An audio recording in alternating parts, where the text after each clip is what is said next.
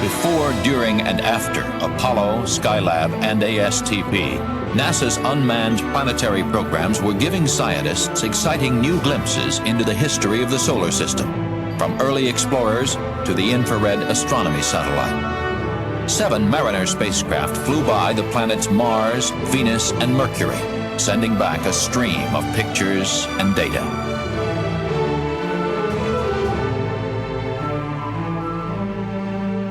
10 Pioneer spacecraft did likewise, including Jupiter flybys and probes through the atmosphere of Venus.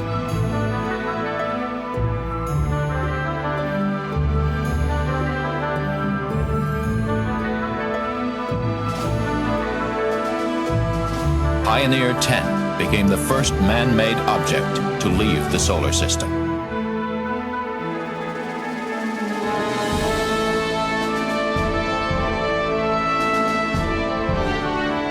Atmosphere physics, astronomy, meteorology, and geodesy.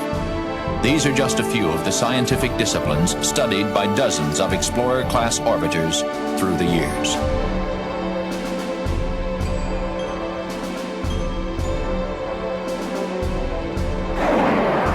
Hundreds of sounding rockets have probed the atmosphere above where balloons are effective, but below the area that satellites fly.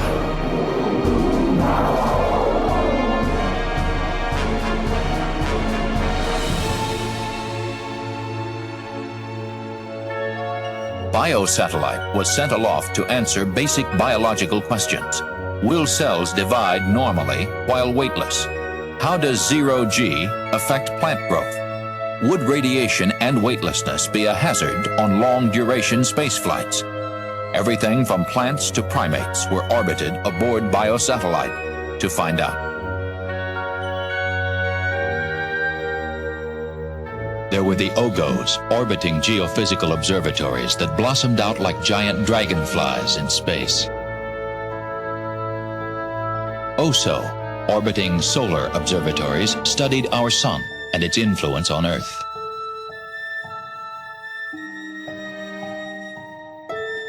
In the last 25 years, our orbiting astronomical observatories have radically changed our view of the universe. We now see a dynamic universe of quasars and black holes and other extraordinary objects, of cataclysmic forces causing the birth and death of stars, of billions of galaxies wheeling in the immensity of space. Looked back at planet Earth with Landsat remote sensing satellites. Crops, forests, pollution, all can be photographed in great detail to help us better manage our Earth's resources.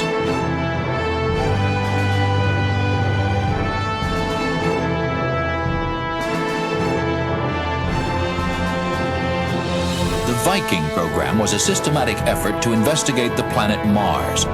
2 separately launched Viking spacecraft, made up of a pair of orbiters that would photograph from above the planet, and twin landers built to descend to the Martian surface, spent 11 months and 420 million miles traveling to the mysterious red planet. The lander's robot arm conducted chemical and biological tests on the soil in a search for life forms. Martian weather and seismic reports were also sent back routinely. Cameras began returning pictures, thousands of pictures.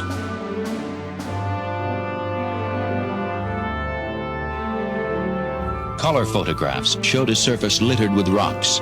A fine dust, red or yellow-brown, could be seen everywhere.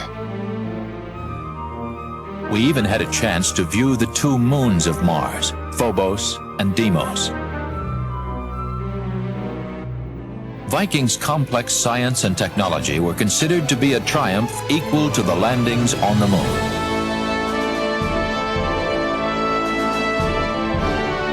Two unmanned Voyager spacecraft carried a record with the sights and sounds of Earth, just in case they encounter a cosmic neighbor along the way.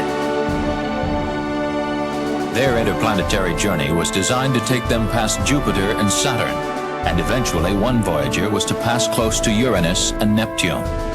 Voyager's sensors recorded Jupiter's intricate weather patterns and detected massive lightning bolts in its churning cloud tops. It took 40 minutes for a signal from Voyager passing Jupiter to be received by mission controllers at the Jet Propulsion Laboratory, so the spacecraft had to be essentially automatic. Voyager also took a good look at Jupiter's largest moons. Io, with its active volcanoes. Europa. Ganymede, the largest moon, appears to be a mixture of rock and ice. And Callisto, probably the oldest of the four.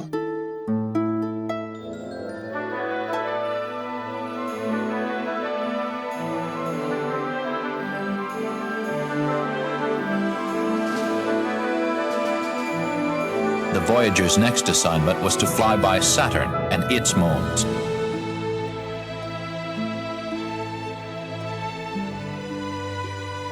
Saturn's vast ring system is made up of many small particles that orbit the huge planet in wave-like patterns.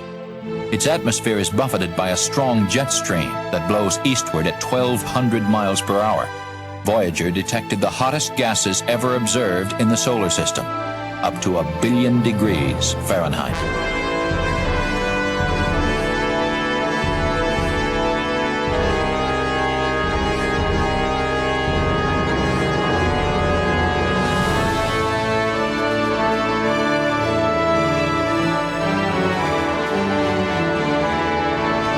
As of now, 2/3 of the planets in our solar system have been explored, and by the end of this decade, we will have explored most of the rest, including Uranus and Neptune.